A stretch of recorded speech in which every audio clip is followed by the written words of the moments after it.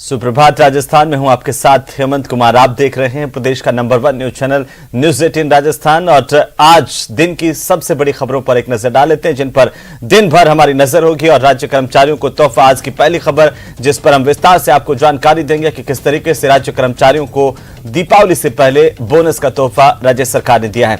वहीं उपराष्ट्रपति जगदीप धनखड़ का आज दौरा, जिस पर दिन भर हमारी नजर होगी और पल पल की अपडेट से हम आपको रूबरू करवाएंगे। साथ ही हम आपको बताएंगे रेजिडेंट डॉक्टर्स की हड़ताल के बारे में कि आखिरकार इसकी अपडेट क्या है, क्योंकि प्रदेश के एसएमएस अस्पताल में मरीजों को लेकर के चिंता लगातार बनी हुई है। तमाम जानकारी इसे लेकर आप तक पहुंचाएंगे। साथ ही अजमेर के पुजारी आत्मदाह मामले को लेकर के सहमति बन गई है, इसे लेकर विस्तार से हम आपको खबर बताएंगे। तो साथ ही साथ जयपुर में हाई लेवल का सट्टा कारोबार एसएमएस स्टेडियम में देर रात को पकड़ा गया। कितने सटोरिये किस तरीके से सट्टा लगा रहे थे, ये तमाम जानकारी हम आपको देंगे। बने रहिए हमारे साथ, देखते रहिए न्यूज 18 राजस्थान। तो चलिए शुरुआत करते हैं बुलेटिन के इस वक्त की सबसे बड़ी खबर के साथ। कोटपुतली में व्यापारी पर फायरिंग होने की जानकारी इस वक्त मिल रही है। आपको बता दें कि बाइक सवार बदमाशों ने व्यापारी पर फायरिंग की। बदमाशों ने रुपए लूटने की कोशिश की, नाकाम रहने पर फायरिंग करके बदमाश मौके से फरार हो गए। जानकारी के मुताबिक पुलिस ने इलाके में नाकाबंदी करवाई। कोटपुतली के डाबला रोड की घटना है, बड़ी खबर है। कोटपुतली में व्यापारी पर फायरिंग की खबर मिल रही है। डाबला रोड पर फायरिंग हुई है। व्यापारी पर फायरिंग करके बदमाश मौके से फरार हो गए। तो कोटपुतली की घटना ने एक बार फिर से कानून व्यवस्था को लेकर के सवाल खड़े किए हैं। बाइक सवार बदमाशों ने दरअसल एक व्यापारी पर फायरिंग की, रुपए लूटने की कोशिश की और नाकाम होने पर फायरिंग करते हुए बदमाश मौके से फरार हो गए। बहरहाल पुलिस इन बदमाशों की तलाश कर रही है। जगह जगह इलाके में नाकाबंदी करवाई गई, लेकिन अभी तक जो न्यूज़ में जानकारी आ रही है उसके मुताबिक अभी तक जो बदमाश है वो पकड़ से दूर है। ज्यादा जानकारी के साथ कोटपुतली से हमारे सहयोगी हीरालाल फोन लाइन पर जुड़ गए हैं। हीरालाल, क्या अपडेट है इस पूरे मामले को लेकर के, किस तरीके से इस पूरी वारदात को अंजाम दिया गया? जी अहमद, मैं आपको पूरी जानकारी बता दूं कि ये कोटपुतली कस्बे का मामला है, जहां डाबला रोड पर एक परचून की दुकान करने वाला व्यापारी बाइक लेकर अपने घर जा रहा था। इसी दौरान बाइक पर 3 बदमाश वहां आते हैं और उन्होंने आते ही व्यापारी पर पिस्तौल तान दी और रुपए से भरा बैग छीनने की कोशिश की। व्यापारी द्वारा जब शोर मचाया गया तो आसपास के लोग मौके की ओर दौड़े। लोगों को आता देखकर जो बदमाश है उन्होंने मौके से जो बैग था उसे छोड़कर फरार हो गए। जो फायरिंग की भी बात इस मामले में पूरे सामने आ रही है कि बदमाशों ने भागते समय फायरिंग की घटना को अंजाम दिया। इसके बाद है जो लोग वहां पहुंचे और घटना की जानकारी पुलिस को दी। सूचना पर है जो पुलिस मौके पे पहुंची और आसपास के जो सीसीटीवी कैमरे लगे हैं उनके आधार पर बदमाशों की तलाश शुरू कर दी है। फिलहाल बदमाशों का अभी तक कोई सुराग नहीं लगा है। जी हेमंत।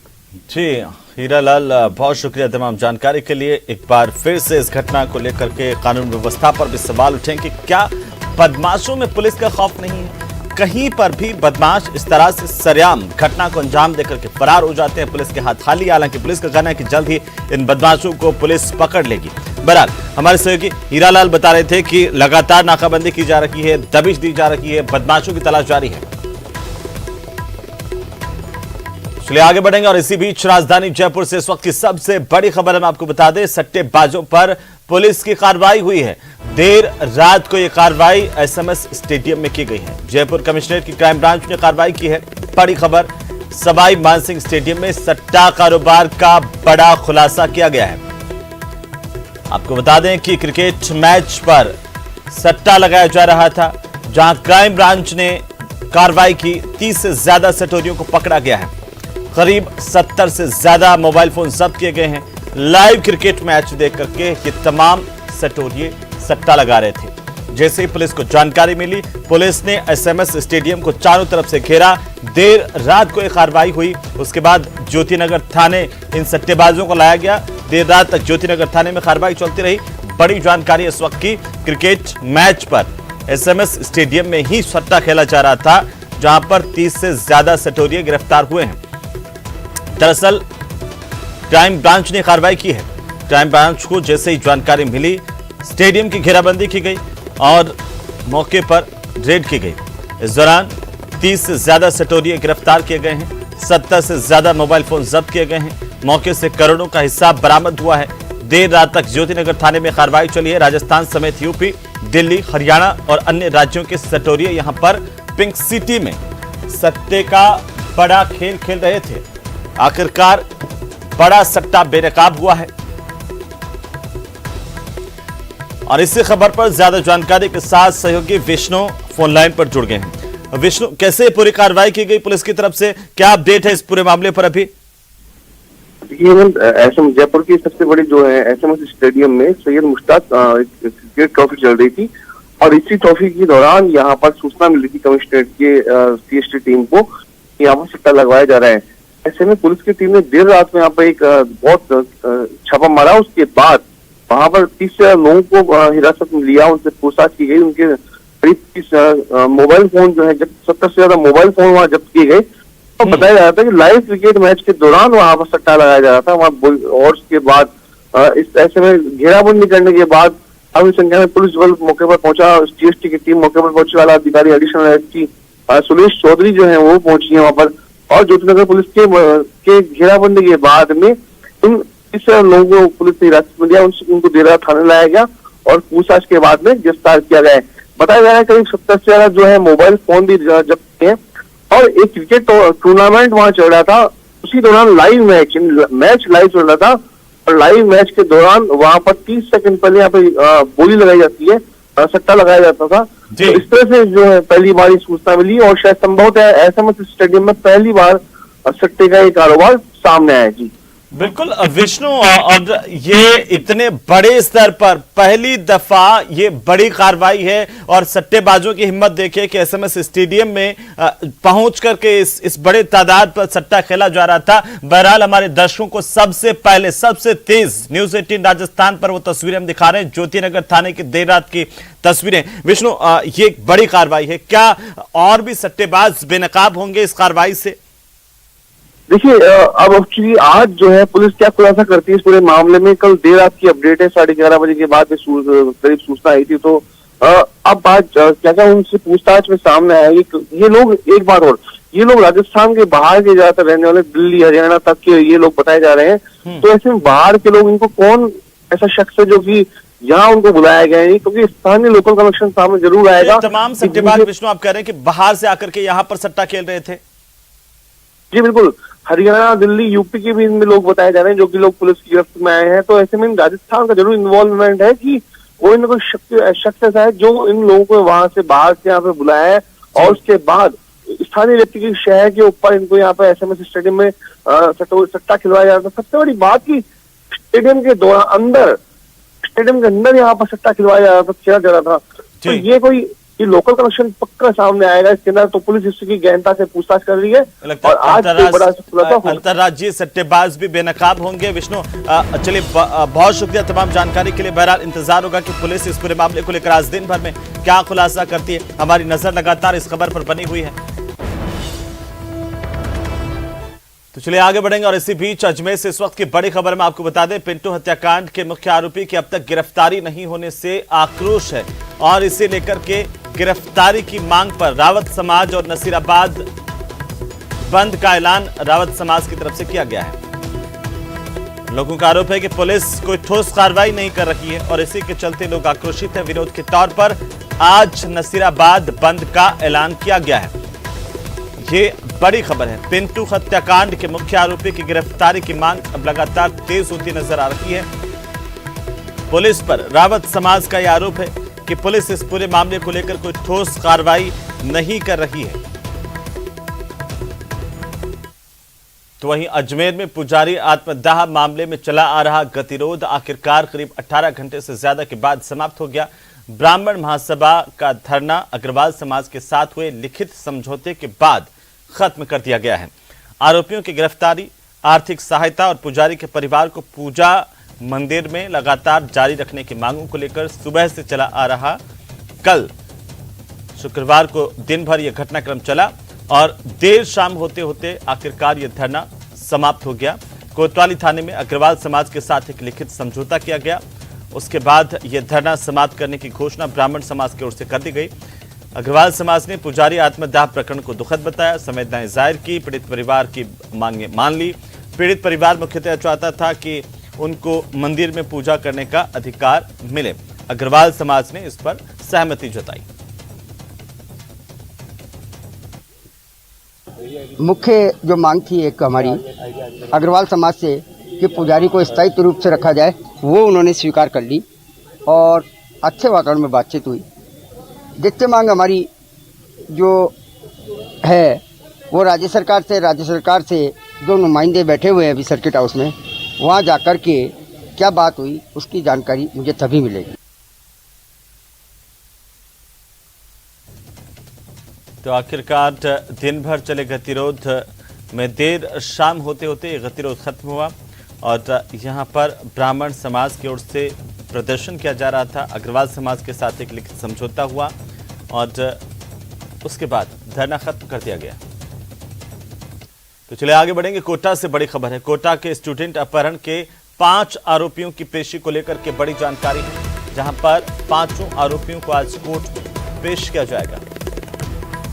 बड़ी खबर, 5 आरोपियों को कोर्ट में पेश किया जाएगा। संतोषी नगर इलाके से बदमाशों ने अपहरण किया था स्टूडेंट का और इस पूरे मामले में 5 बदमाशों की गिरफ्तारी हो चुकी है। गिरफ्तार बदमाशों को कोर्ट में पेश किया जाएगा।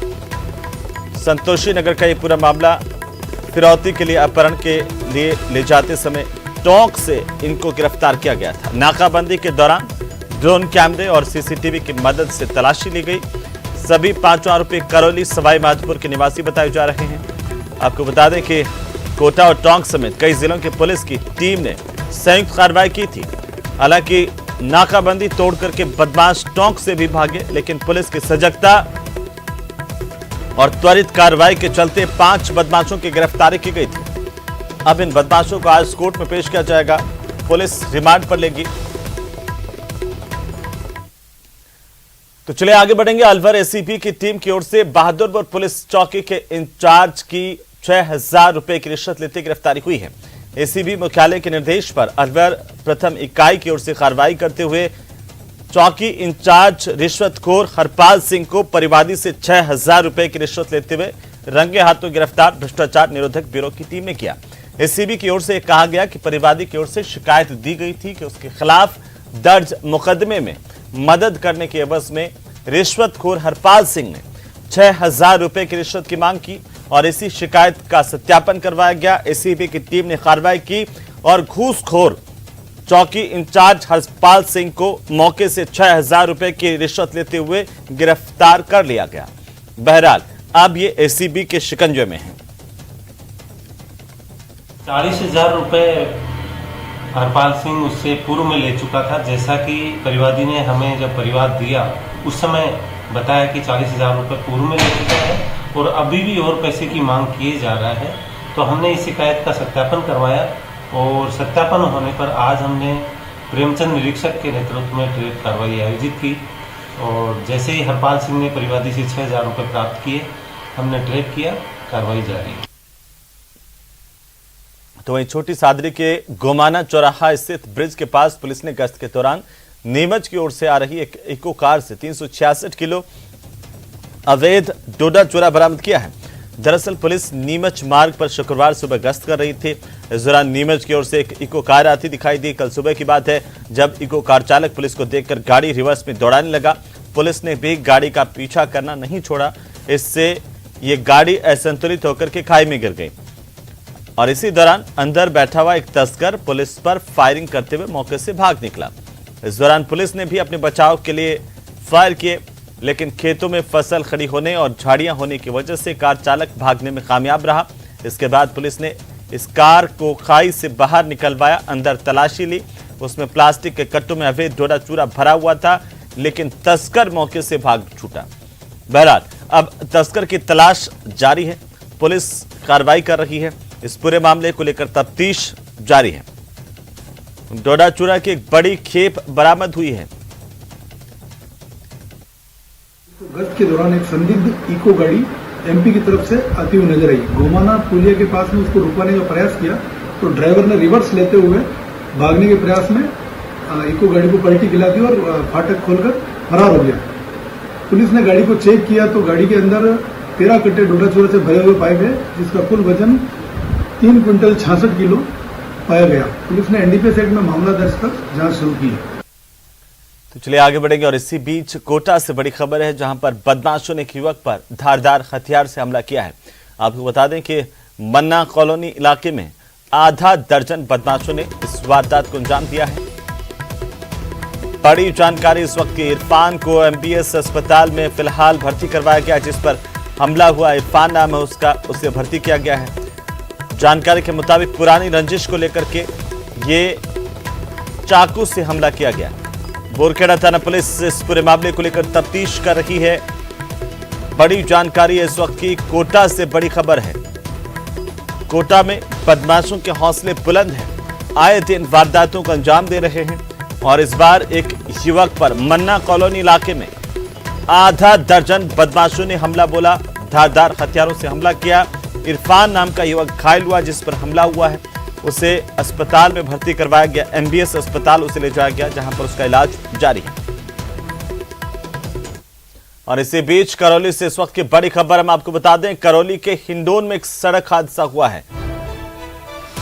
ट्रक ने बाइक सवार महिला को कुचल दिया और इस हादसे में महिला की दर्दनाक मौत हो गई। एक अन्य के घायल होने की खबर है। ट्रक चालक दुर्घटना के बाद मौके से फरार हो गया।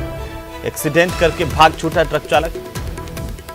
जानकारी के मुताबिक इस सड़क हादसे में एक महिला की जान गई है, एक अन्य घायल हुआ है। गेहूं की बोरियों से ट्रक भरा हुआ था। बहरहाल हम आपको तस्वीरें हिंडौन की दिखा रहे हैं। इस सड़क हादसे के बाद की पहली तस्वीरें आपकी टीवी स्क्रीन पर। पुलिस ने ट्रक को मौके से जब्त किया है। पुलिस ने घटनास्थल का मौका मुआयना किया है और अब इस पूरे मामले को लेकर पुलिस की जांच जारी है। एक महिला की जान सड़क हादसे में गई है। करौली के हिंडौन में इस सड़क हादसा हुआ, जहां पर महिला की मौत हुई है। दरअसल एक ट्रक ने बाइक सवार महिला को कुचल दिया। चलिए आगे बढ़ेंगे। कोटा से बड़ी खबर है। 5 साल की बच्ची से दुष्कर्म के मामले से जुड़ी इस वक्त की सबसे बड़ी खबर हम आपको बता दें। रात को सड़कों पर लोग डटे रहे। इस पूरे मामले में अब लोग आक्रोशित हैं और इसी के चलते लोगों का प्रदर्शन सामने आया है। पुलिस और प्रशासनिक अधिकारियों ने समझाइश भी की। लोगों ने जाम लगा दिया था, जाम खुलवाया गया। जगपुरा पुलिया के पास हाईवे पर लोगों ने जाम लगा करके सड़क पर नारेबाजी की और जोरदार प्रदर्शन किया है। दरअसल कोटा में 5 साल के बच्चे से दुष्कर्म के मामले को लेकर के लोगों का आक्रोश सड़क पर नजर आ रहा है। तो अभी खबरें और भी हैं, लेकिन फिलहाल वक्त तो चला एक छोटे से ब्रेक का। जल्द लौटेंगे, आप बने रहिए हमारे साथ। तो चलिए ब्रेक के बाद एक बार फिर से आपका स्वागत। और इसी बीच बड़ी खबर हम आपको बता दें, जो कर्मचारियों के हितों से जुड़ी हुई है। राज्य कर्मियों को दीपावली पर राज्य सरकार ने बोनस की घोषणा की है। मुख्यमंत्री अशोक गहलोत ने ट्वीट करते हुए इस बात की जानकारी दी। बोनस के तौर पर सौगात दी जा रही है।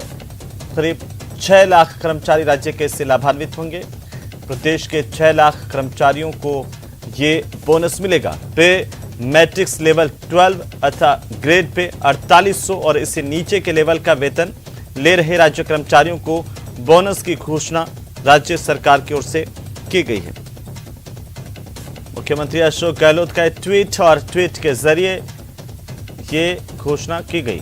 राज्य कार्मिकों को दीपावली के अवसर पर तदर्थ बोनस के तौर पर सौगात दी गई। इस निर्णय से प्रदेश के करीब 6 लाख कर्मचारी लाभान्वित होंगे।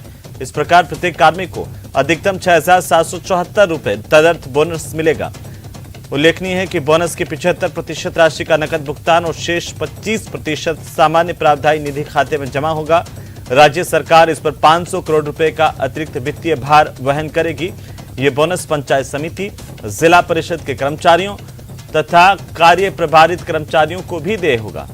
तदर्थ बोनस की गणना साल 2021-22 के लिए अधिकतम परिलब्धियों 7,000 रुपए तथा 31 दिन माह के आधार पर की जाएगी। ये बोनस 30 दिन की अवधि के लिए देय होगा। तो वहीं उपराष्ट्रपति जगदीप धनखड़ आज जयपुर के दौरे पर रहने वाले हैं। अस्पताल के कार्यक्रम में जगदीप धनखड़ शामिल होंगे। आपको बता दें कि उपराष्ट्रपति के कार्यक्रम को लेकर जो जानकारी अभी तक सामने आई है, उसमें वे जयपुर के महावीर कैंसर अस्पताल में कार्यक्रम में शरीक होंगे। शाम को 6 बजे ये एंटरटेनमेंट पैराडाइज में कार्यक्रम का आयोजन होगा। उपराष्ट्रपति जगदीप धनखड़ का गुलाबी नगरी का इस दौरा। चलिए आगे बढ़ेंगे और इसी बीच राजधानी जयपुर से बड़ी खबर है। रेजिडेंट डॉक्टर्स की हड़ताल को लेकर के बड़ी अपडेट सामने आ रही है। आपको बता दें कि त्योहारी सीजन और वीकेंड के चलते हालांकि ओपीडी में मरीजों का लोड कम है, लेकिन इसके बावजूद भी रेजिडेंट डॉक्टर्स की हड़ताल अभी जारी है। जार्ड की ओर से यह ऐलान किया गया है कि हड़ताल जारी रखी जाएगी। हालांकि रेजिडेंट डॉक्टर्स के एक गुट ने हड़ताल समाप्त करने की घोषणा की थी और उसके बाद वे काम पर लौट आए, लेकिन जार्ड की जो डॉक्टर्स हैं उनकी तरफ से हड़ताल जारी है। बड़ी खबर हम आपको बता दें, उधर जैसलमेर से बड़ी खबर, जहां पर जैसलमेर में भारत पाक सीमा क्षेत्र में अलर्ट जारी किया गया है। आपको बता दें कि भारत पाक सीमा परिधि में रात्रि प्रवेश पर पूरी तरह से रोक लगा दी गई है। 5 किलोमीटर के इलाके में रात्रि में प्रवेश और विचरण पर प्रतिबंध है। शाम को 6 बजे से लेकर के सुबह के 7 बजे तक किसी भी तरह का विचरण इस इलाके में नहीं हो सकेगा, उस पर पूरी तरह से प्रतिबंध है। सीमा पर तस्करी, घुसपैठ की आशंका को लेकर के प्रतिबंध लगाया गया है। जिला कलेक्टर टीना डाबी ने इसे लेकर के आदेश जारी किए हैं। उधर चूरू जिले में पुलिस और आमजन में बेहतर संवाद और कम्युनिटी पुलिसिंग को बेहतर बनाने के लिए लाइव इन म्यूजिक कॉन्सर्ट कार्यक्रम का आयोजन किया गया। इस कार्यक्रम में बॉलीवुड सिंगर रविंद्र उपाध्याय, रेपरिया बालम ने अपनी लाइव प्रस्तुतियां दी। हिंदी, राजस्थानी और पंजाबी गानों के साथ बेहतरीन संगीत और रैप के तड़के ने दर्शकों को थिरकने पर मजबूर कर दिया। संगीत का जादू जब परवान चढ़ा तो चूरू एसपी, एएसपी समेत पुलिस के अधिकारी और युवा भी झूमने को मजबूर हो गए और इस दौरान एसपी दिगंत आनंद समेत पुलिस के अधिकारी मंच पर पहुंच गए, जमकर डांस किया है। ये देखिए, क्या बात है।